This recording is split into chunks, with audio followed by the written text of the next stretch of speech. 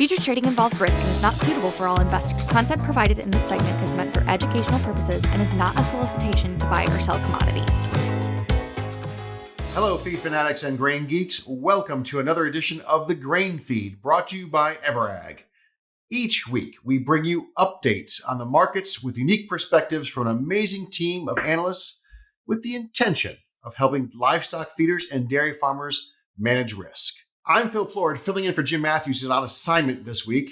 That's the bad news. The good news is that we have two exceptional panelists on board for the ride today. First, from the Dallas-Fort Worth area, we have Jake Kinglsey, our Director of Feed Procurement. And next, Verl Prather from Atlanta, Illinois, who works on our grain marketing team. Hey, guys. Good afternoon, Phil. How's it going, Phil? Going great. So WASDE Day, very exciting. We'll get to that in a minute, though. I'm starting to think Jim takes the day off when he knows I'm going to be on the recording. You think he's avoiding you, or maybe he's punishing you by putting you on with me. Well, we won't talk about it that way, though. All right, Paige, let's go ahead and timestamp this episode. It's about 2 p.m. Central Time on Thursday, April 11th. In our markets today, nearby corn trading at about $4.34 per bushel, up 3 cents from a week ago. Soybeans are at $11.65, down 17 cents on the week. Soybean meal, $331 a ton, up a buck. Class 3 milk, $17.23 per hundredweight on the 6-month strip. That's up 48 cents. While Class 4 hanging out over $20, $20.73, up 9 cents. Earlier today, the USDA released its latest World Agriculture Supply Demand Estimates report. The April numbers came in. They leaned bearish, in my opinion.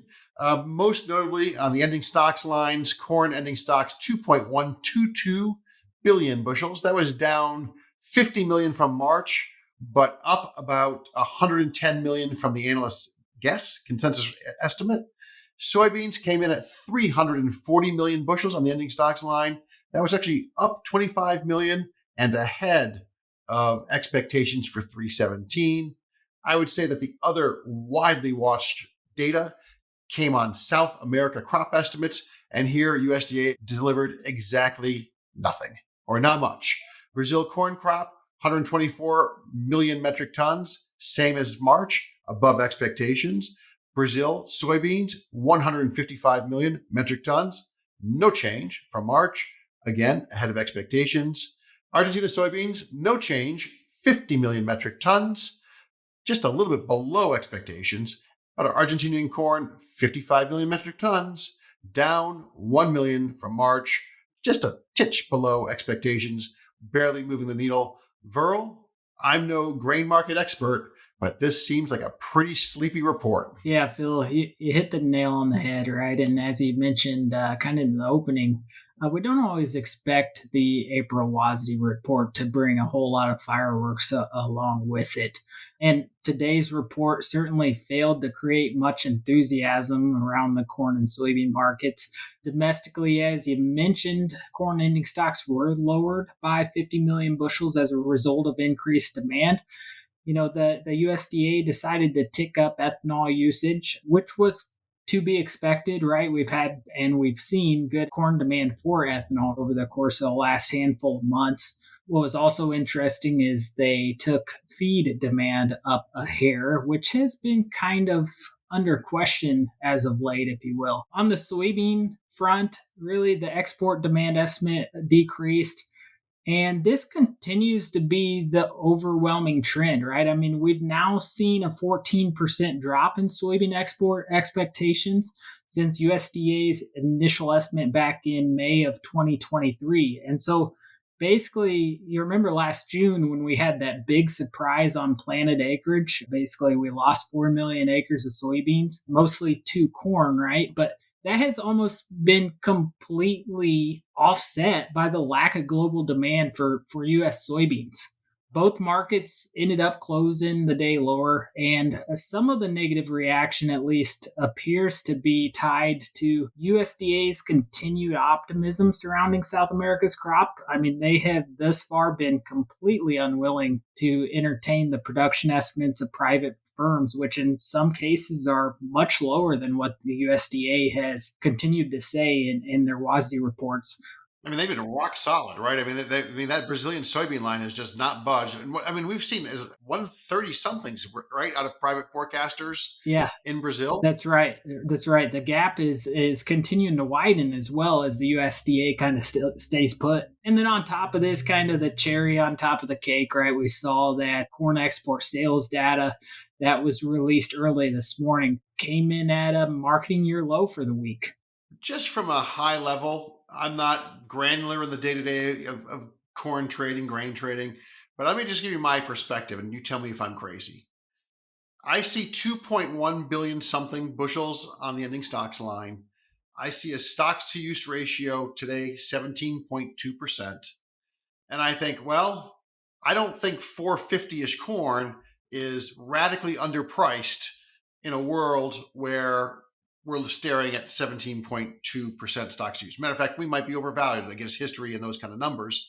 So it's going to take a big change to the ending stocks line to get me excited. Is that way too simple a way to look at things? No, I agree with you. That stocks to use ratio it feels pretty darn heavy right now. And to your point, when you look back at historicals, I mean, barring any production issues within the U.S. this summer, it does feel like corn's path of least resistance is lower at this point. As far as South America goes in corn, heard some noise about rain in Brazil maybe slowing down soybean harvest in places, but also helping the safrinha corn crop get going. So it looks like South America is going to bring plenty to the table in both corn and soybeans this year. That seems to be whether, I mean, we could be quibbling around, 20 million metric tons. That's not nothing.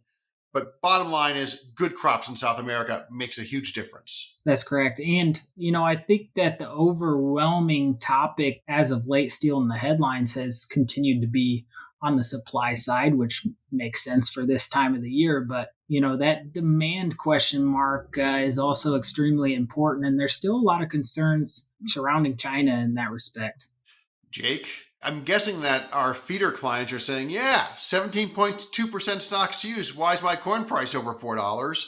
Not likely to change tomorrow morning based on this report. We've been living with this for a while. How are you seeing this report maybe impacting the feed world? Yeah, I think we're seeing it as a continuation or a reaffirmation of our sentiment that this market is bearish and should at some point provide opportunity to our feed buyers and our end users.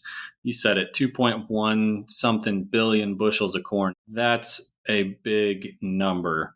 Why are we not at $4 corn? I think the answer pretty simply is that crude is still pretty steady here in the mid 80s, and soybeans have to maintain some sort of value to ensure they get the acreage rebound that they're projecting. And so it's just a little bit of support from some other commodities that's keeping corn strengthened here for the moment. And we're in the time of year where you see normal risk management around weather headlines primarily. We're talking about what's the weather in Brazil doing to the finishing of their bean harvest and the kicking off that second corn crop. We're very near to or entering the planting window for many folks in the Midwest. And a couple of weeks ago, there were whispers that, hey, we're a little bit concerned of how dry we are. And then I hear talks yesterday of folks that are like, well, we may not be able to get out there and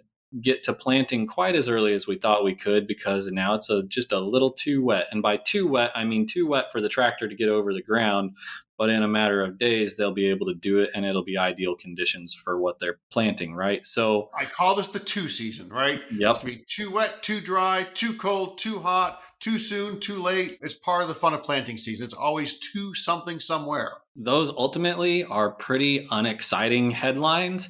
Folks are asking us on calls throughout today and yesterday, I haven't heard much of anything coming out of South America. What's going on down there? We didn't have a whole lot of excitement coming out of this report today. Hey, what's going on with these markets? Why am I not hearing anything?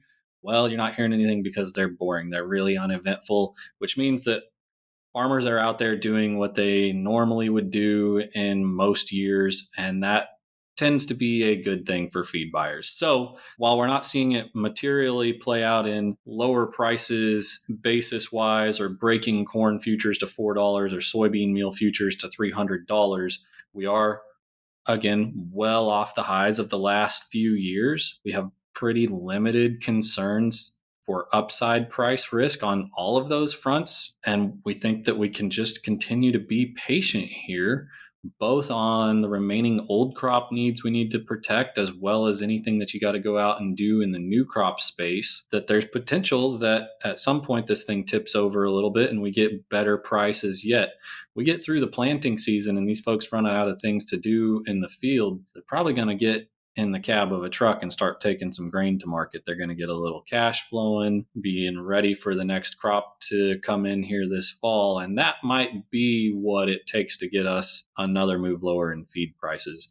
It's just a matter of when, I think. Now, that all that said, we are seeing the occasional dairy producer or other feed buyers come in and say, hey, I've got this offer for next year's crop on soybean meal basis, canola basis, cottonseed, some different commodities just in very select pockets. It may be that the vendor's got a good relationship and a very limited amount that they've purchased for the next window that they're like, hey, we want to go ahead and get a little bit of this off the books. Do you want it? There are a few instances like that where it's worth talking about and looking about getting a little bit of early coverage on the next crop year. But by and large, I think we can still remain patient.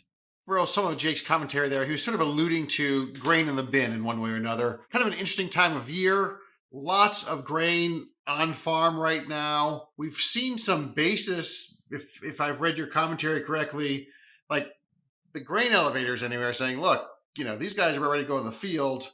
We better pry some corn loose from them before they disappear for 6 weeks. And we've seen occasional, Jake talked about basis, sales, if you will, or cheap deals in parts of the world. But we're also seeing some little basis elevation where people are like, let's get some of this stuff, into town before the tractors roll hard. Is that accurate? And how do you see that evolving?